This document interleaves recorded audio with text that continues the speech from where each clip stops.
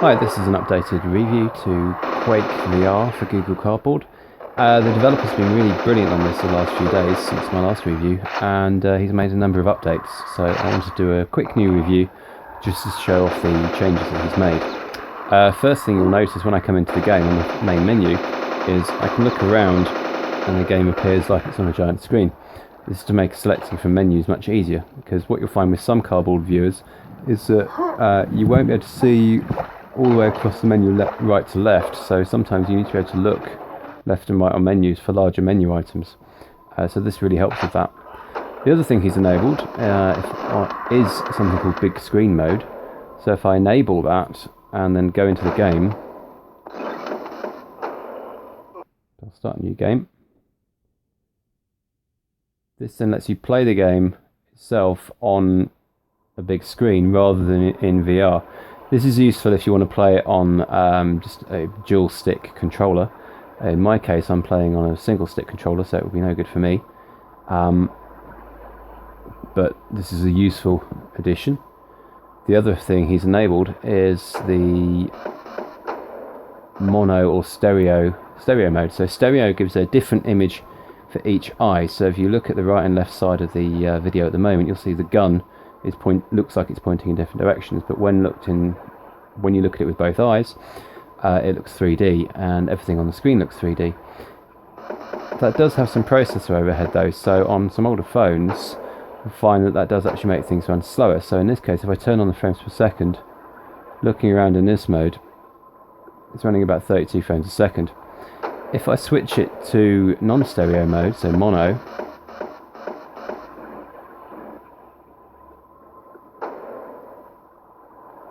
so now getting 41 frames a second, or even 43.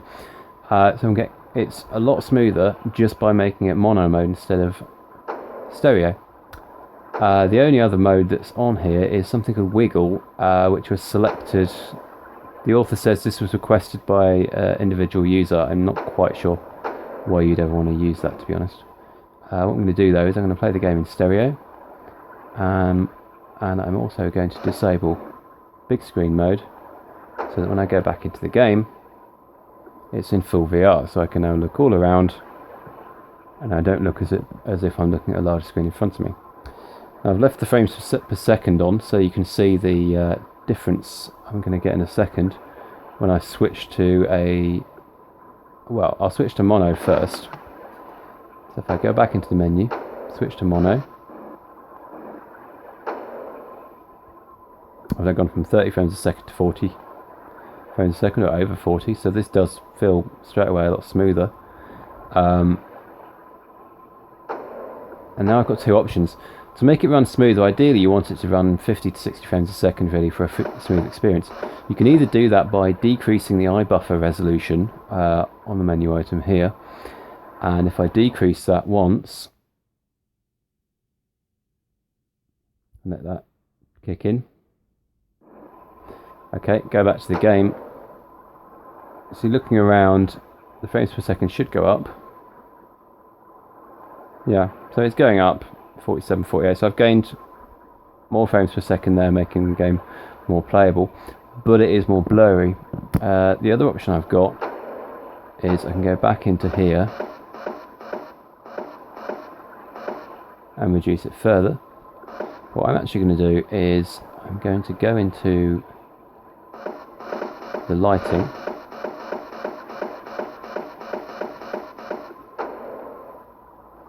and just see if there's anything else in here that I can turn off. So maybe if I turn off this real-time dynamic lights, that should give me another increase in performance, and it looks like I have got some extra frames per second there. So I'm playing the game now. This is in mono, so it's definitely not stereoscopic 3D looking at this. So if I turn that back on,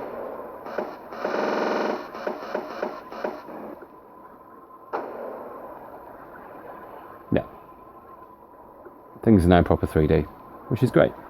So if I go into the game, I'm just going to run straight into the first level. Up here. And in the real world, I'm just turning on the spot. I've got a small control pad that has one stick on it and 4 fire buttons, and I'm just using the stick to move around, and then the fire button is obviously for firing. So I'm going to take the frames per second off the screen and just play a bit of the game. And you can see how bad I am at the game. It is possible to install mods on here. It's also possible to do multiplayer as well. I haven't tested any of those yet. So I'll just reorientate myself. Hello. Also, my first review I was playing on easy mode. So you get to see me play it on normal mode now. And just see just how terrible I am. It is worth pointing out, actually, it's possible to enable a crosshair on here. So if I go to, I'm trying to remember where that is now, the crosshair settings, sorry, here. So if I turn that on, I now have a crosshair, which makes it a lot easier to aim, because to be honest, aiming with your face isn't the easiest way of playing a first-person shooter. So I'll play a little bit with the crosshair on, just so you can see the difference it makes. One thing that people have been asking about are these black marks. You'll see there the black marks that appear when you fire a shot somewhere. I'll fire somewhere on the ground so you can see them. They don't look great. There is a way to turn them off, which is to enable the bloom setting in the lighting. So if I go in here and turn bloom on, it does now mean that you don't get the black marks, you get proper burnt looking marks. The issue with that though is, as you can see when I look around now, it's not anywhere near as smooth as what it was. So I'm actually going to play with that off, because that's quite off-putting, not having it running smooth. I'd rather have it running smooth and have the odd graphic effect than having a bad experience in the game. See, it's much easier for me to aim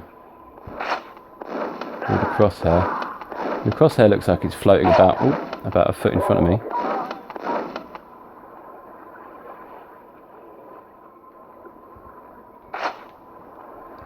I wish I could actually walk in real life in this game. That'd be great. I'll play through the level. And pooch.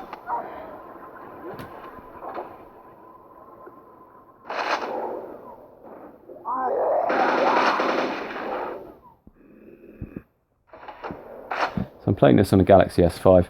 I do have it on a LG G3 as well, but I find with the G3, I find it skips around as I'm playing it, which obviously is a real immersion breaker. Speaking of immersion, actually, it's actually pretty good. I mean, this is, you know, the most in Quake you can feel playing the game. So the only way to feel more into the game would be to play it on something like a Gear VR or an Oculus, especially an Oculus if you had position tracking. But you know, just on cardboard, just playing on a phone, this is really good. I just wish I could lean around corners.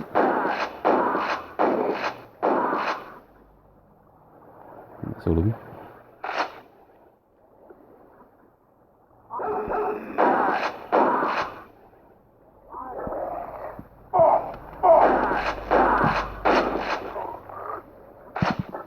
Just look down to look at your health bar.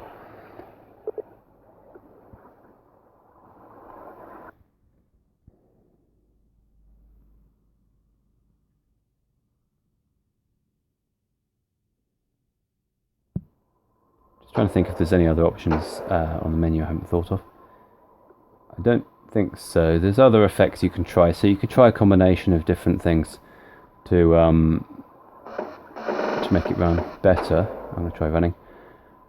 You can also change the field of view for your viewer. So if you want to have a bigger field of view, that'd be worth changing, just so you can see more. Although that could decrease your frame rate.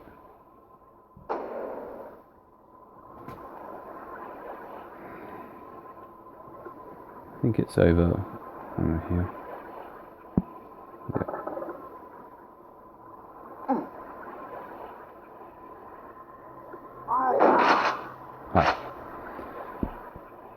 Let's leave him a second. Go back to the trusty nail gun. Come on.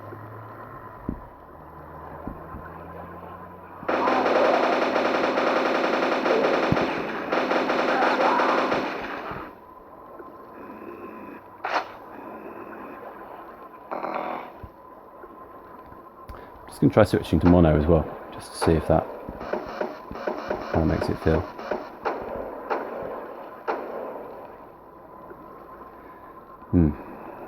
That's good.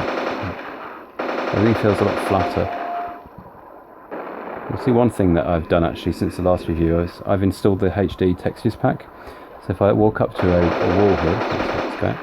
If I walk up to a wall, who's killing me? Oh yeah. You'll see there's the details a lot better. So just looking down at the floor, I can see the tiling much better in the granite. And if I walk up to the bolts of metal on the wall, on the beams, they're much clearer. That's on the Quake VR website. You can just download the pack that does that. It's about a 250 meg download. It does make the game take a few seconds longer to open, but it's well worth it just to improve the experience, and it doesn't seem to have a big effect on the frame rate either.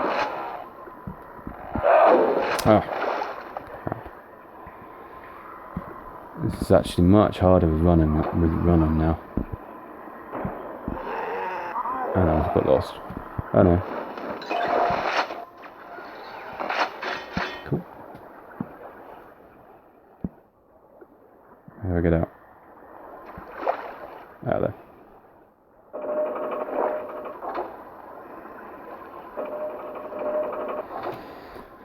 Take that run off.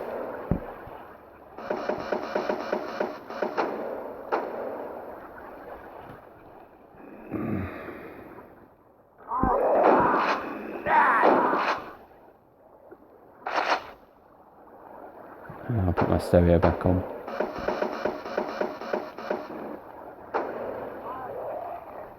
Much better. I think the stereo actually seems to add a bit to the resolution as well, because each eye is seeing different things.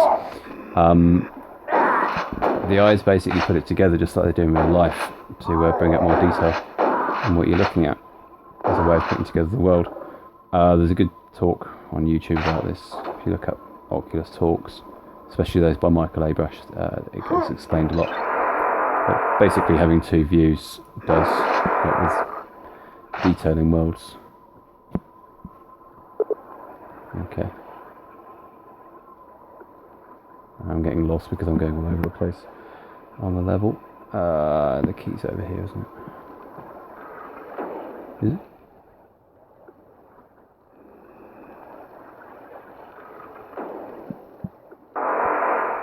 Maybe. Oh, my bad.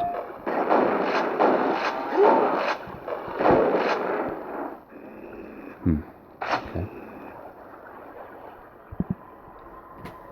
Have I got any bullets? Yeah.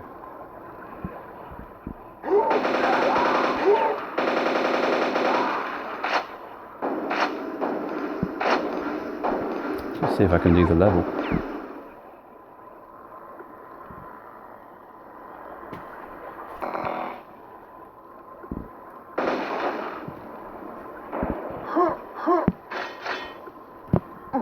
You've got to watch where you play the game as well in real life, because you can trip over things very, very easily while you're playing when you're spinning around too fast.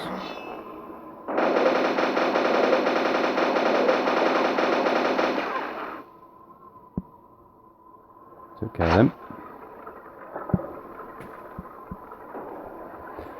Like I say, it is possible to play it with a twin stick controller, but the developer says that does actually make you feel more sick playing it that way.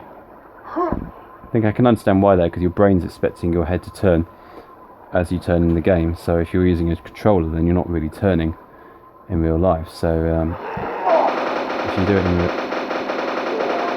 if you play it using a single controller like this, so the only thing the game's doing is going forward and back, I can see that working better from a sickness point of view, but it still gets me a bit, especially when I do this strafing. Right, let's see if I can take out the guy. I got enough ammo. No. Okay. Let's get some distance.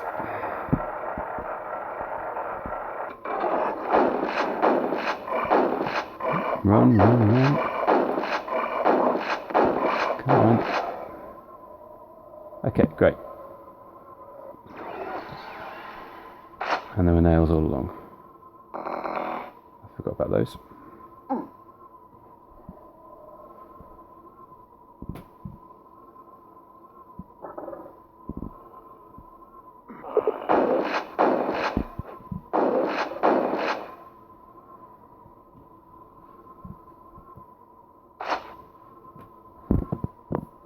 So this is currently, it's £1 on the Play Store to buy this. I don't know what it is in dollars. I assume that's $1.50 or $2. Well recommended. Runs absolutely great. Again, this is just me playing on a Galaxy S5, so on an S6 it's going to be even better. The 3D works really well on it, and in terms of Google Cardboard games, this is by far the one I've played the most. Partly through nostalgia maybe, but it definitely well recommended, and I'm actually getting used to the crosshair now. Makes it a hell of a lot easier to aim.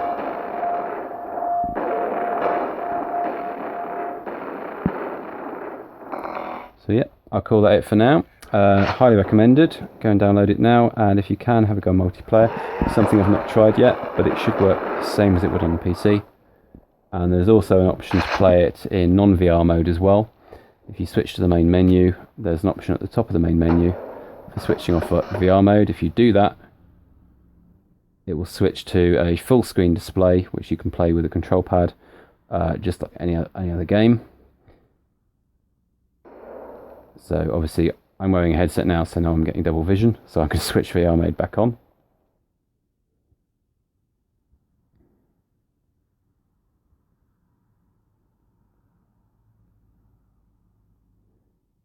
And yeah, if you get any issues with the game yourself, with frame rate or anything, just play around with the video settings and you're bound to find something that's going to work. Okay, see you later. Bye.